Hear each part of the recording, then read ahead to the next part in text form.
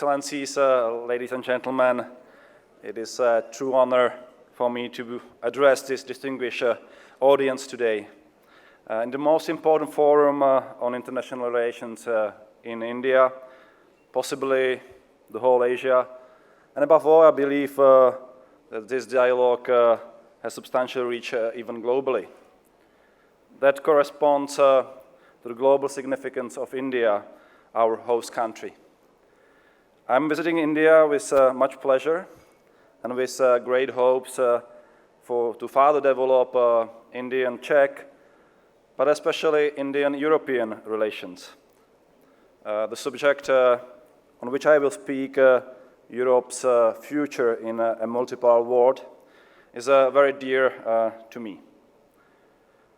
It is not an exaggeration to say that the last centuries where Europe dominated. Europeans controlled the seas, started the Industrial Revolution, colonized much of the world, and exported their products, but also ideas. But they also ignited the two bloodiest conflicts the world has ever seen.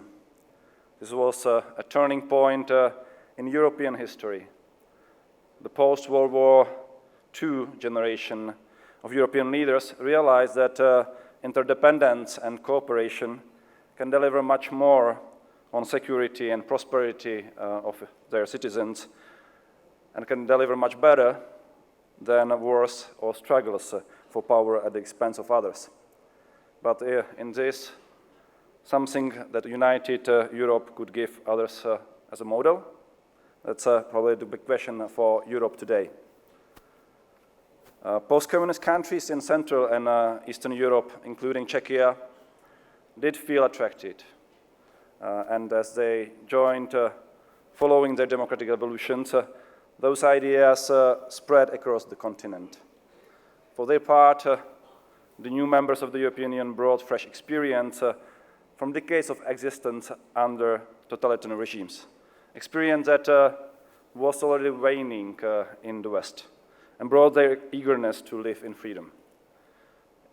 In 2000, European author Mark Leonard argued that Europe will run the 21st century precisely because of its soft power, its attractiveness.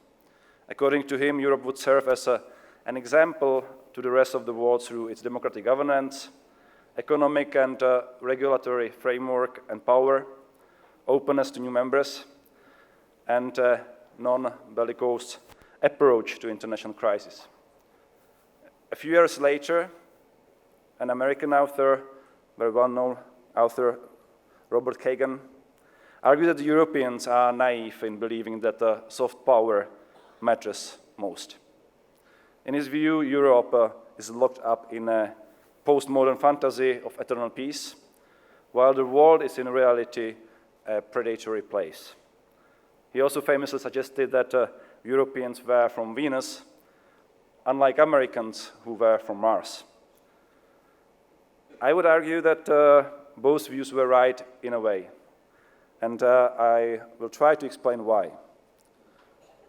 First of all, I'm convinced that the European soft power does matter, and it will remain the main source of our strength for the years to come, provided that we get things right inside our own house. We Europeans may tend to feel in low spirits, perhaps especially in the wakes of rise of other powers, especially China, over the past years. But this is not an unprecedented situation, though. We had similar feelings vis-à-vis Japan back in 1980s. But we should rather be proud of what we have. Nowadays, Europe represents about 20% of the global economy. It is roughly the same size as the United States, while after the World War II, it was only half of that. 7 out of the top 10 most competitive economies in the world are Europeans. We prove our global solidarity by being the biggest donor of official development assistance, accounting for around 60% of it.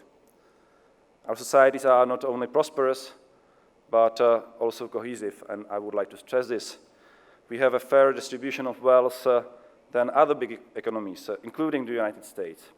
And above all, functional healthcare or social systems.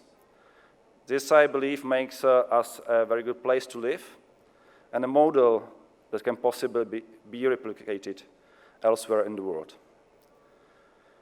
In the face of numerous recent crises, we not only survived, but also managed to keep our core politics intact, including the internal market and the free movement of people.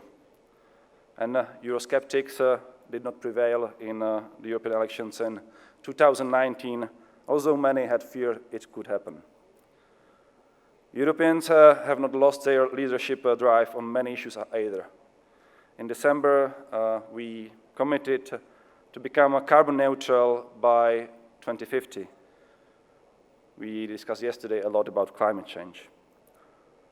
By adopting the Green Data Protection Regulation, we demonstrated our readiness to be a standard setter in the digital age.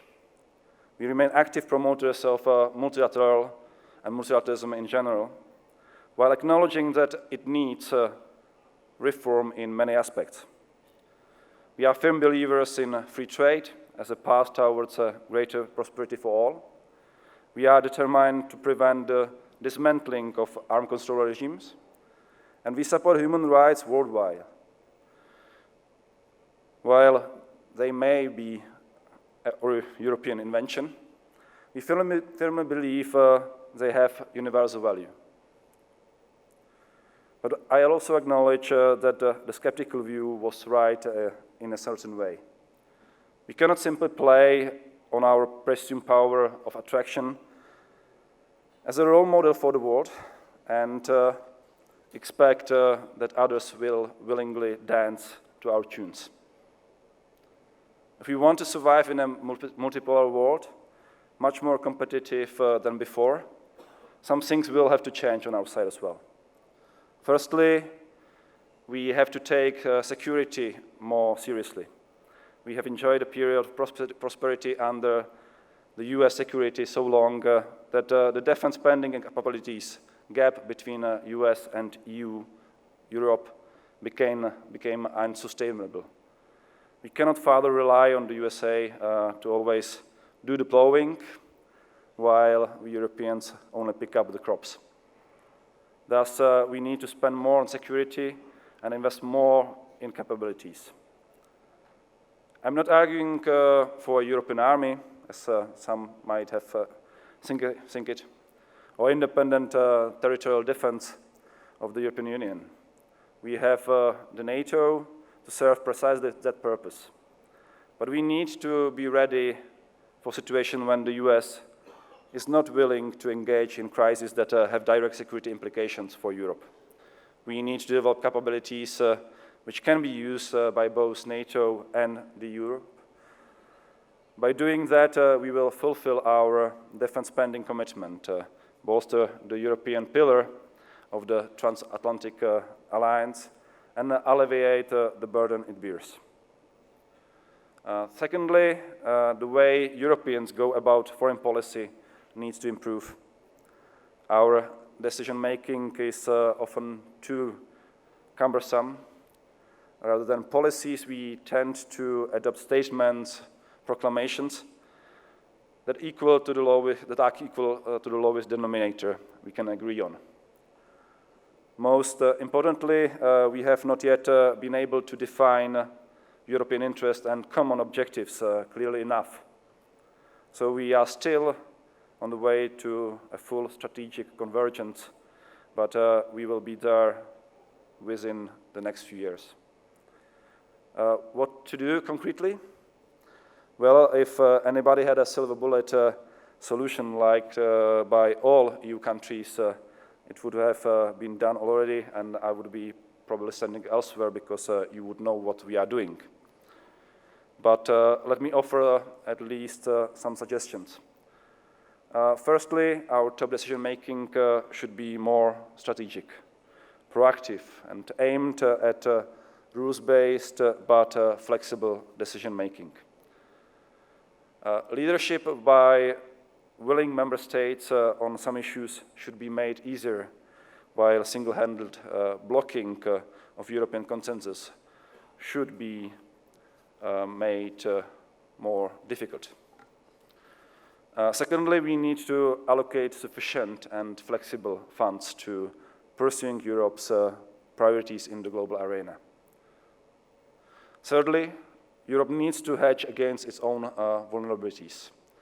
In other words, we need strategic autonomy with a toolbox that will enable us to pursue our policies, our policy choices, and limits others' ability to push us around. For instance, we need to be able to protect our companies from extraterritorial sanctions of third countries. We have also been actively developing schemes to assess and possibly halt incoming foreign investments on the grounds of national and European security, or the newly defined European Green Deal, which will limit our dependence on fossil fuels suppliers. But finally, a European human rights action mechanism should help also to protect essential human rights standards internationally. And there are more examples that can be listed. What to say in conclusion? I'm quite sure that Europe will not run 21st century. I hope, too, that no single country or a coalition of countries will do that. Rather, I hope that the world will be firmly governed by mutually agreed rules, enshrined in international law, and respected by all players. After all, this epitomizes what characterize post-war Europe, and what is part of our European DNA, a spirit of peaceful cooperation. In fact, I believe this is the only possible way ahead for Europe, as well as others. Whatever Europe, India, or any other player wants to really achieve in today's complicated world, they will find they cannot go it alone. For our part, we Europeans will want to ally with like-minded countries to support each other, especially in